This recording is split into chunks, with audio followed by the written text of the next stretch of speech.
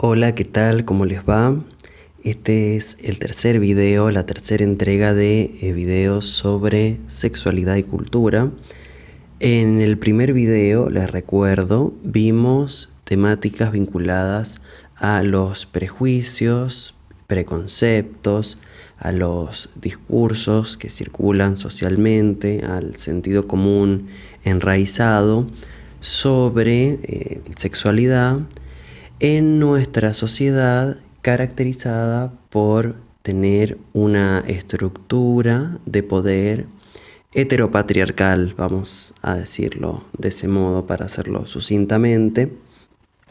Vimos características como el sexismo, el biologicismo, la homo-lesbo-transfobia, el machismo, el binarismo, etc.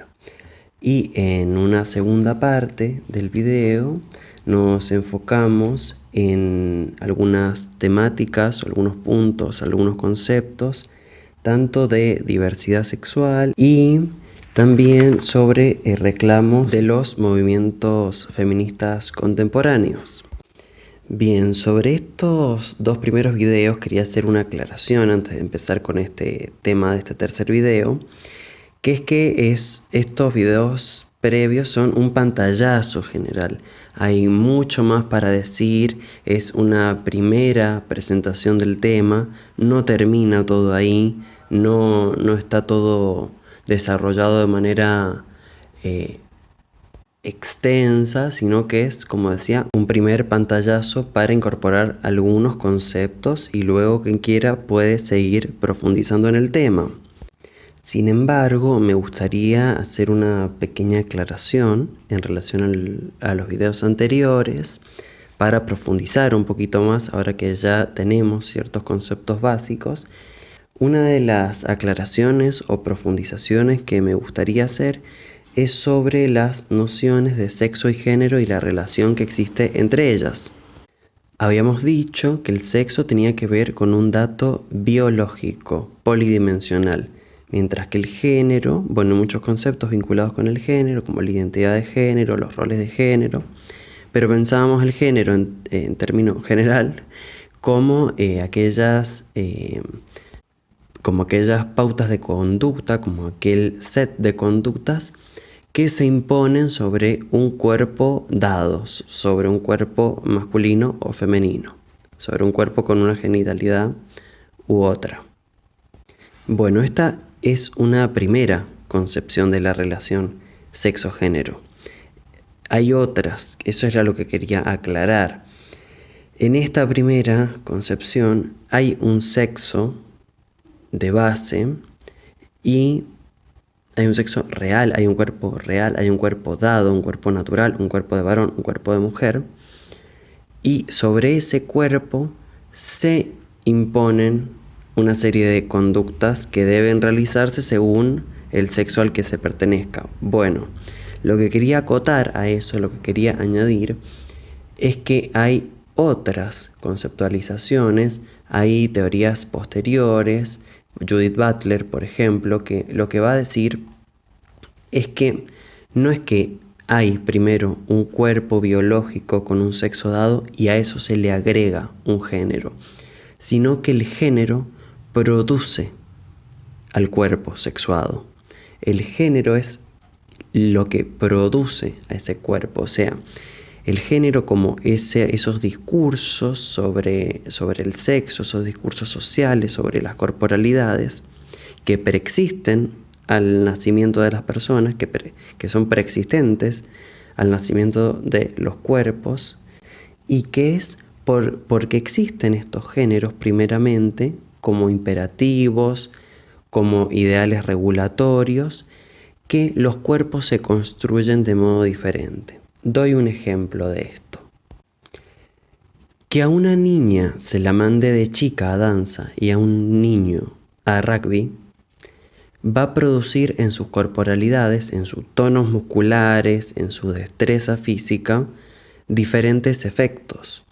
Eso no da cuenta de que hay un cuerpo natural que en la mujer tiene cierta delgadez propia, que se condice con la danza, y que en el varón haya cierta fuerza innata y natural biológica, sino que es por el ejercicio de esas técnicas, por el ejercicio de las técnicas que implican cada una de estas disciplinas, que se va a producir una corporalidad diferente, una corporalidad asociada a lo femenino y una corporalidad asociada a lo masculino. Pero no hay un cuerpo natural dado previo, sino que es por una construcción de género, porque el género dice que los varones tienen que hacer cosas y las mujeres tienen que hacer otra, que esos discursos penetran en el cuerpo, construyen materialmente ese cuerpo y produce corporalidades generizadas, una cierta corporalidad masculina y una cierta corporalidad femenina. Otro ejemplo de esto es la pastilla anticonceptiva. Hay un libro que hace una genealogía de la pastilla anticonceptiva, de la píldora, como se le decía en su momento, que es Testoyonki de Preciado. En este libro, entre muchas cosas que cuenta, Preciado dice que, bueno, que hubo muchos intentos, muchas pruebas, muchas modalidades de esta pastilla cuando se la estaba fabricando, pero que algunas estaban hechas a base de testosterona, algunas de estas pruebas para producir la pastilla anticonceptiva, y como esto producía más pelo, eh, cambios en la voz, etcétera, etcétera. Bueno, como esto no condice con lo que se espera que sea un cuerpo femenino, se descartó ese proyecto. Como producía esos efectos, se la descartó. Y sin embargo, las que están hechas a base de estrógenos, que son las que se utilizan, no es que no tienen efectos, tienen otros. De hecho, quien ve el prospecto de las pastillas anticonceptivas ve que tienen muchos efectos posibles. Hasta el ACV incluso, pero tienen otros efectos menos graves, pero no por ello menos importantes de analizar, como la disminución del tono muscular, tener un pelo más lindo, tener un cutis más lindo, etc. O sea que desde el género, desde los dispositivos de género, desde las ideas que circulan sobre el género, se construye materialmente el cuerpo. Ven que esta segunda teoría es muy interesante también, porque si nos quedamos solo con la primera, de pensar que hay un sexo natural, hombre-mujer, y que a eso se le asignan roles sociales, bueno, nos quedamos también, en cierto sentido, en una postura biologicista donde creemos que la verdad última es el cuerpo y que sobre el cuerpo recaen discursos, recaen conductas, pero que primeramente, el fundamento de todo es el cuerpo. Bueno, no, acá en esta segunda propuesta no. Son discursos sociales los que producen el cuerpo. Lo que está a la base son los discursos sobre el género y eso produce materialmente un cuerpo. Me parecía un dato interesante para agregar y para complejizar lo que veníamos viendo en los videos anteriores.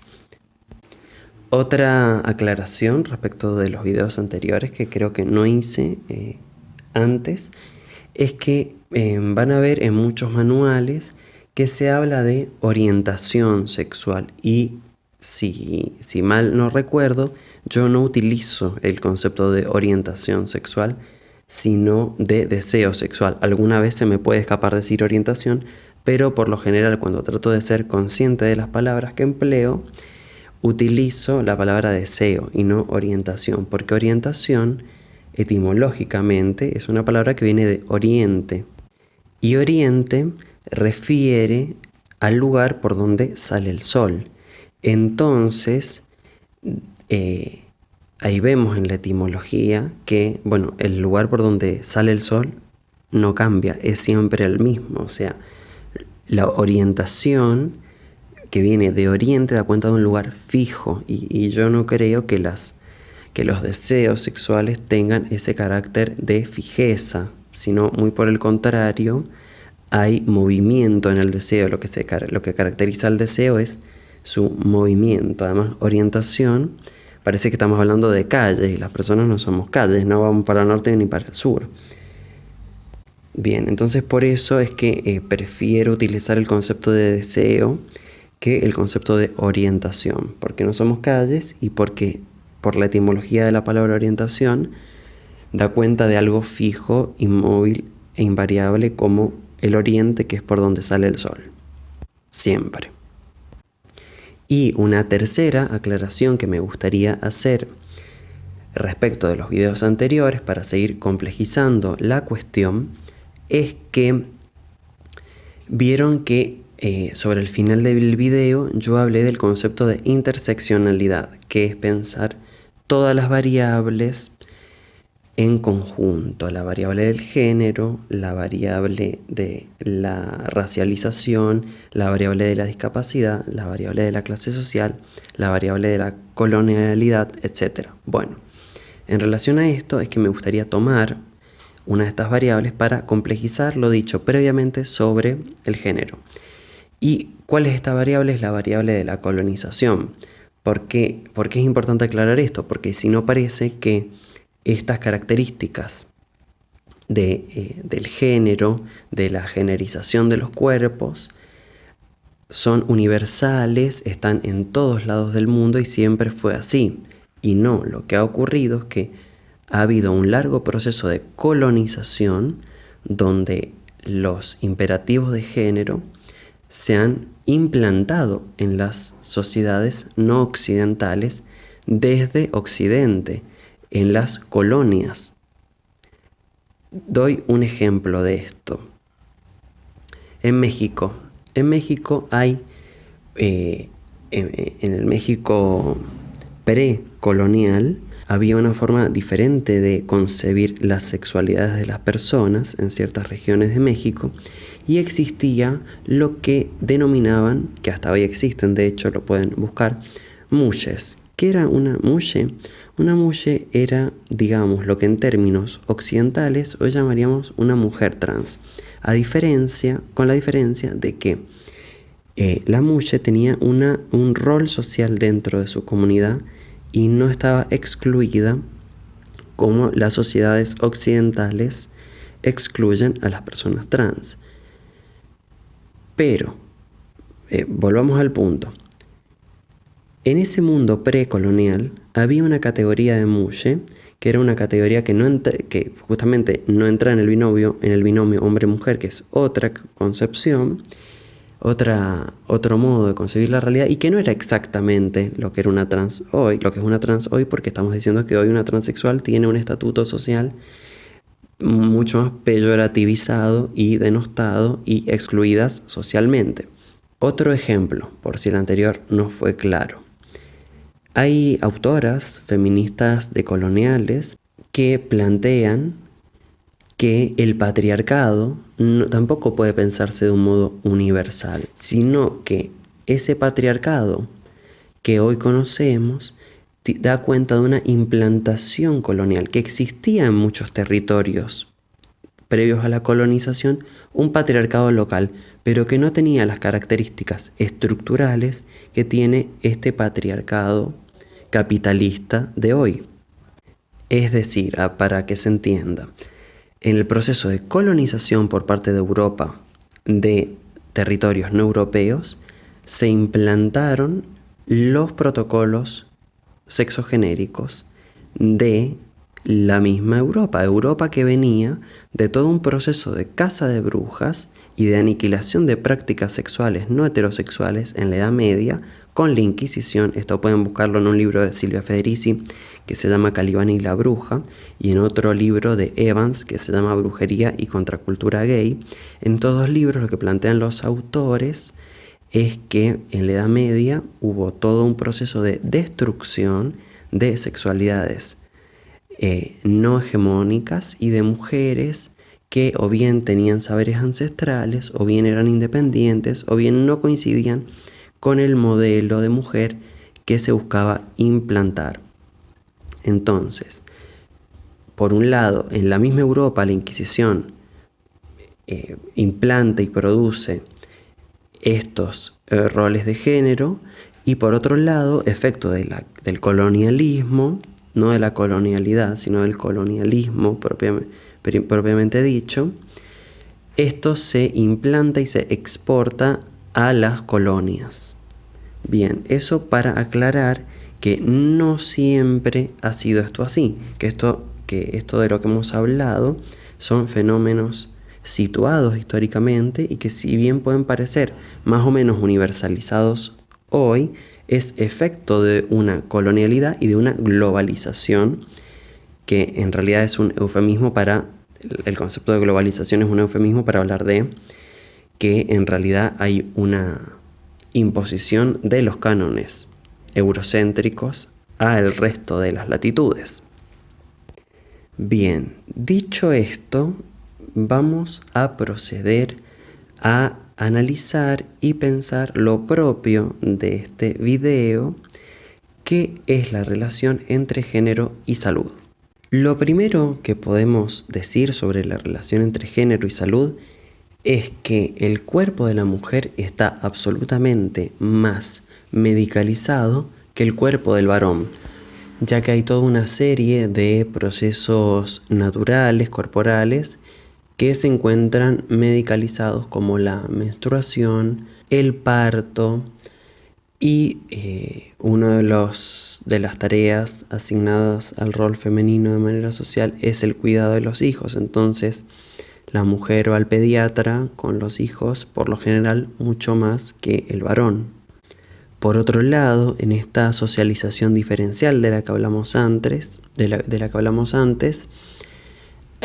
uno de los roles que se le atribuye a la mujer en el interior de la familia es que cuide la salud de los miembros de la misma. Entonces es la que tiene que saber los nombres de los remedios. Cuando alguien se enferma, es una mujer a la que le pregunta qué tomar dentro de la casa, aunque no sea una profesional de la salud.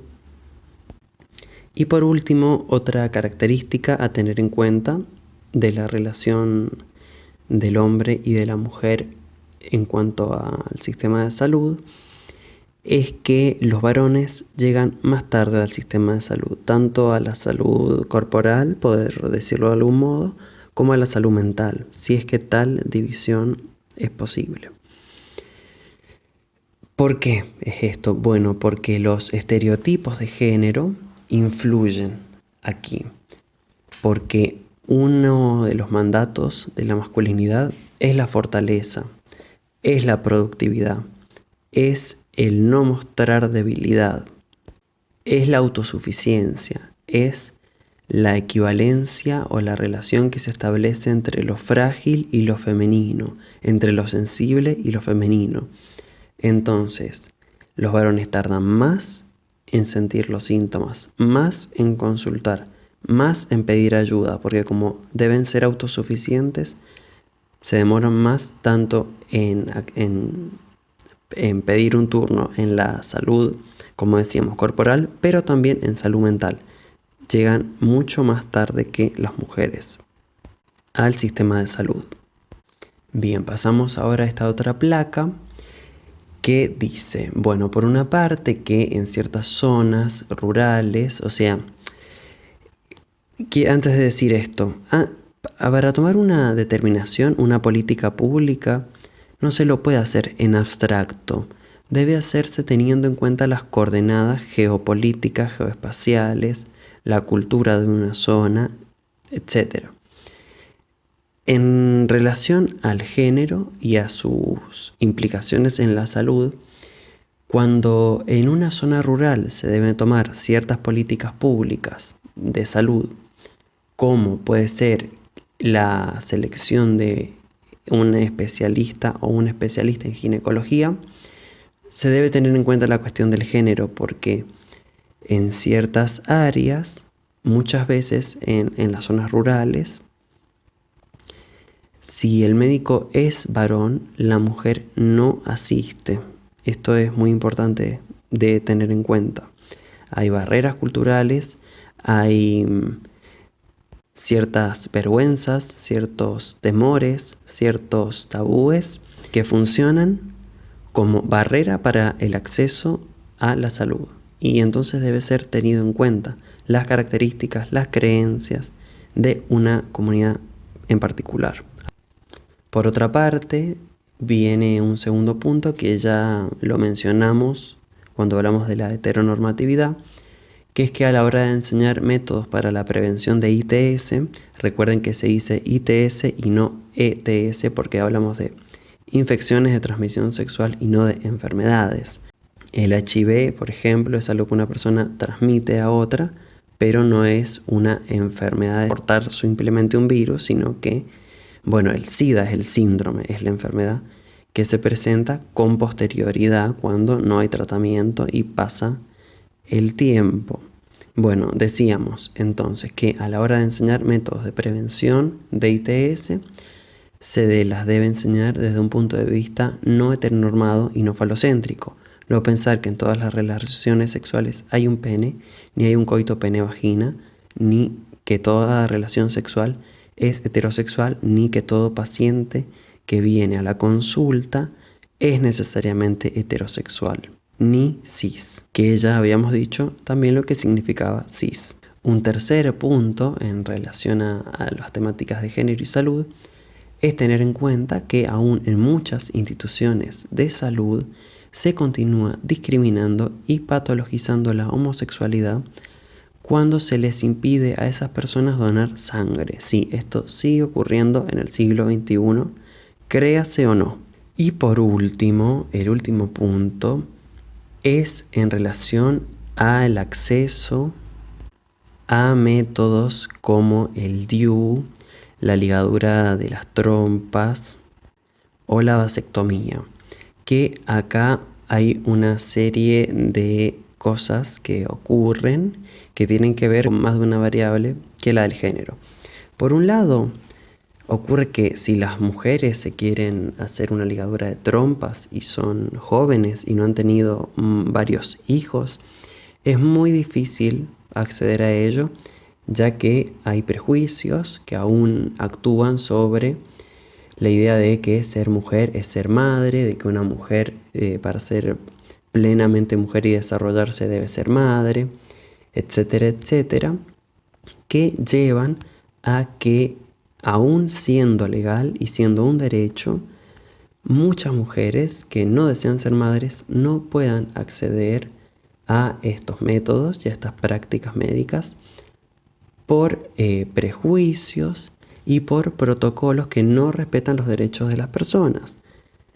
Una persona sin hijos y tenga la edad que tenga, siempre que sea mayor de edad, puede acceder a un método anticonceptivo como la ligadura de trompas o la vasectomía. Sin embargo, en la práctica esto no siempre se cumple, ya que hay casos donde le piden al marido que dé el visto bueno, que esté de acuerdo, o si no has tenido 3 hijos o si no tenés más de 40 años, no lo hacen. ¿Por qué? Por prejuicios, porque una persona tiene derecho sobre su salud reproductiva, tiene derecho a planificar su vida reproductiva. Eso aplica tanto para la persona que quiere tener 5 hijos como para la persona que quiere tener 0 hijos. Ambos derechos son igualmente válidos y respetables. Y acá esta cuestión del género y de los prejuicios del género, miren cómo aplica la interseccionalidad y cómo es muy importante y muy potente pensar esto en términos de interseccionalidad, porque esto no siempre es así. Cuando una mujer tiene un estigma por tener una neuroatipicidad o una salud mental diferente, cuando una mujer tiene una cierta discapacidad o cuando una mujer está sometida a procesos de racialización, ahí la cosa cambia. Ahí entonces ya no es que desde el dispositivo y del poder médico se le impide siempre el acceso a una ligadura de trompas, sino que muchas veces se le facilita cuando una mujer o un cuerpo con útero tiene una discapacidad, no responde al estereotipo de mujer que la sociedad presenta, ya sea por esto que decimos de una neuroatipicidad o de una salud mental diferente, o de una discapacidad intelectual o lo que sea, ahí las esterilizaciones de rutina sí suelen aparecer. Bueno, esto da cuenta de una cierta eugenesia, de un cierto proceso que decide qué vidas deben reproducirse y qué vidas no deben reproducirse, qué modos de vida, qué tipos de personas pueden ser madre y cuáles no. Es decir, a ciertos cuerpos se los fomenta para que se reproduzcan y a otros cuerpos no, se los invita a no reproducirse, independientemente de los deseos singulares que tengan estas personas. Bueno, esta es otra cosa para problematizarse, para problematizar a las personas que están a cargo y que ejercen ese poder biomédico. Pasamos ahora a la siguiente diapositiva sobre HIV. Es importante, bueno, tener claro algunos conceptos como que el VIH no es el SIDA y que una cosa es el concepto de transmisión, que es el que se debe utilizar, y otra cosa es el de contagio, que no se debe utilizar, porque si no da la sensación de un resfrío que se contagia, de que por estar cerca de alguien con HIV te va a contagiar eso como te contagia alguien la influenza cuando estornuda, no sé, por ejemplo, cuando no, el VIH tiene modos y canales singularísimos, puntuales y particulares de transmisión. Entonces, bueno, por un lado eso, diferenciar HIV de SIDA, que una cosa es la aportación del virus y otra cosa es la presencia de los síntomas del SIDA. Y por otro lado, referirse en términos de transmisión y no de contagio. Eso en cuanto al lenguaje. Después ocurre con el HIV lo que ocurre con otra serie de enfermedades también como el cáncer, que es que además de los problemas que puede traer aparejado esta condición, hay un problema extra que es el estigma social. El estigma social implica una carga social que produce un malestar, un plus de malestar en el sujeto por discriminación, porque te echan del trabajo, porque la gente no se te acerca, etcétera, etcétera. Para estudiar este tema más en profundidad, si les interesa, hay un libro de Susan Sontag, la escritora estadounidense, la literata estadounidense, que se llama La enfermedad y sus metáforas. Se los recomiendo, es un gran libro.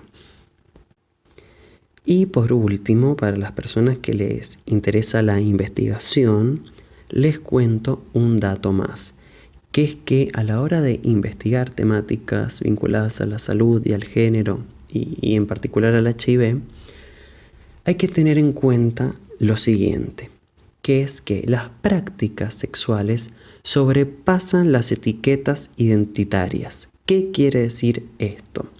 Quiere decir que las personas se pueden definir de una manera o de otra, pero eso no implica necesariamente que sus prácticas siempre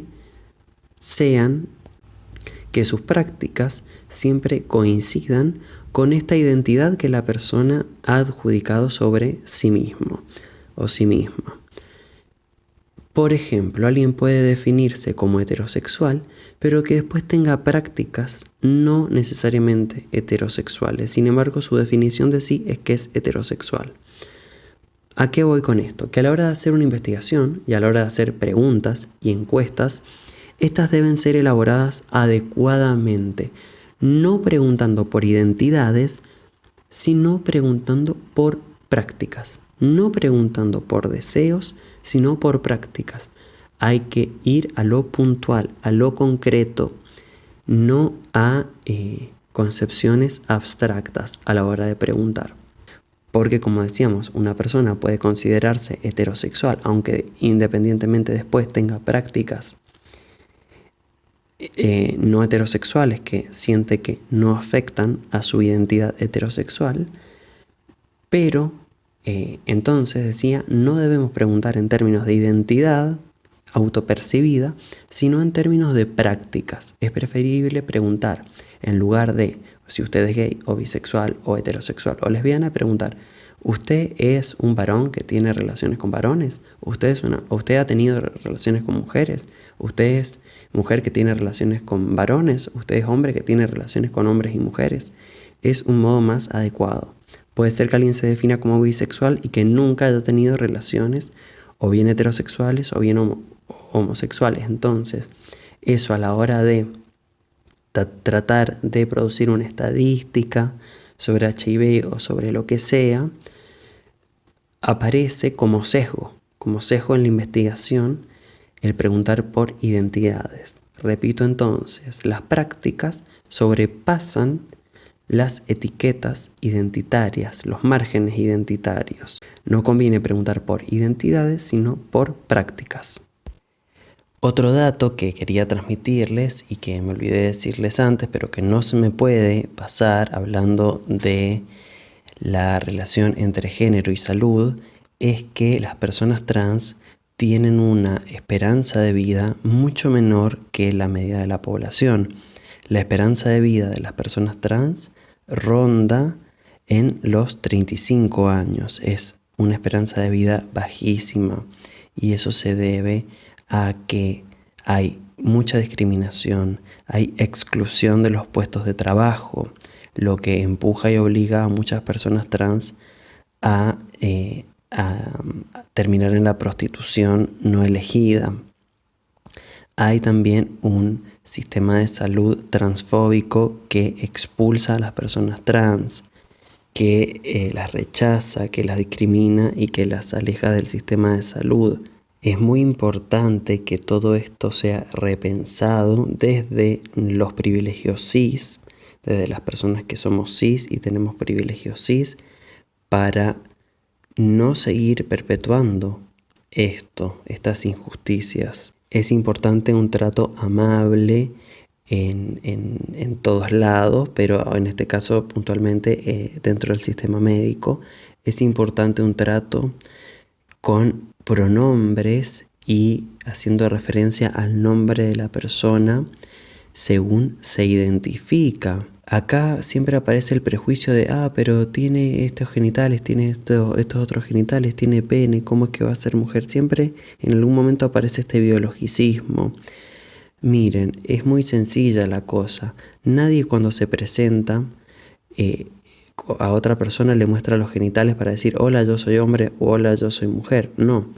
Viendo el aspecto de una persona es como tratamos a la gente. No andamos por el mundo los seres humanos pidiendo a la gente que se baje los pantalones para saber si es hombre o mujer. No, porque el género no tiene que ver con una cierta genitalidad, como ya hemos visto, sino que tiene que ver con una construcción social, una autopercepción y la identidad de género con una construcción subjetiva, con una vivencia subjetiva. Entonces, no importa qué tiene la persona entre las piernas, si la autopercepción, lo que uno ve de esa persona es que es una mujer, hay que tratarla en femenino. Bien, quería aclarar eso.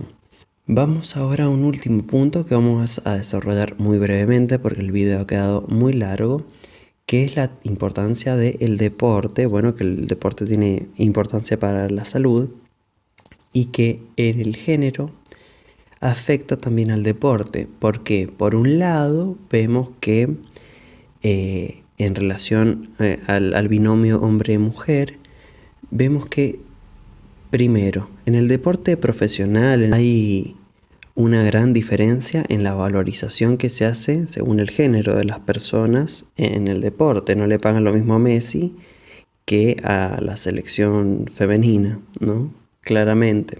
Pero eso a nivel del deporte de la primera y de la selección. Pero en términos más micropolíticos, podemos pensar también que, al menos en mi época, en las horas de gimnasia el patio se distribuía de un modo muy inequitativo.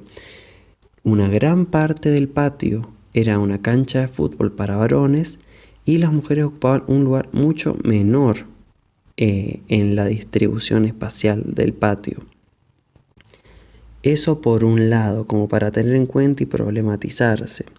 Y después, por otro lado, en cuanto a la homosexualidad, tenía un par de cosas para decir. Por un lado, que es que se ha difundido un modelo de el homosexual que implica una cierta metrosexualidad, un cierto cuidado excesivo del propio cuerpo y como si las personas gays fueran todos fisicoculturistas. Es decir, hay personas que que han trabajado mucho su cuerpo, pero estas personas están hiper representadas en los medios de comunicación.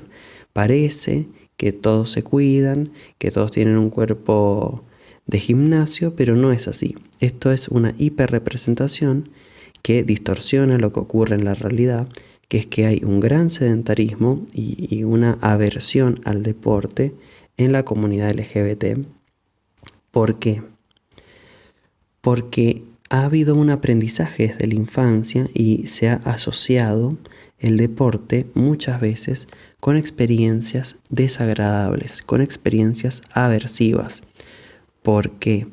Porque en la escuela, como estábamos diciendo esto que el patio se dividía y los chicos hacían fútbol y las mujeres tenían menos espacio, bueno, también al interior de los varones, quienes no eran heterosexuales se veían obligados muchas veces a jugar al fútbol, al no hacerlo de acuerdo a los estándares que se supone que debe hacerse el fútbol, jugándolo de cierta manera, con cierta rudeza, con cierta habilidad, de la cual no se carece o no hay interés por hacerlo. Y bueno, esto ya saben que los niños son crueles y hay mucho bullying y hay mucho maltrato entre las infancias y con las infancias que son diferentes o diversas. Entonces hay todo un aprendizaje de una aversión al deporte en estas personas porque desde chicas han sufrido maltrato en las situaciones de deporte. Entonces las estadísticas lo que muestran es grandes porcentajes de sedentarismo, a diferencia del imaginario colectivo que muestra esta hiper preocupación por el cuerpo, metrosexualidad, mucho gimnasio, etc. No, eso no es la realidad. Con esto finalizaríamos. Espero que les haya servido, espero haber sido claro y espero que todo esto visto no quede como meros conceptos teóricos, sino que puedan pasar a la praxis vital y que sirvan para que cada quien desde su lugar pueda contribuir a una transformación de los lugares que les toca. Saludos.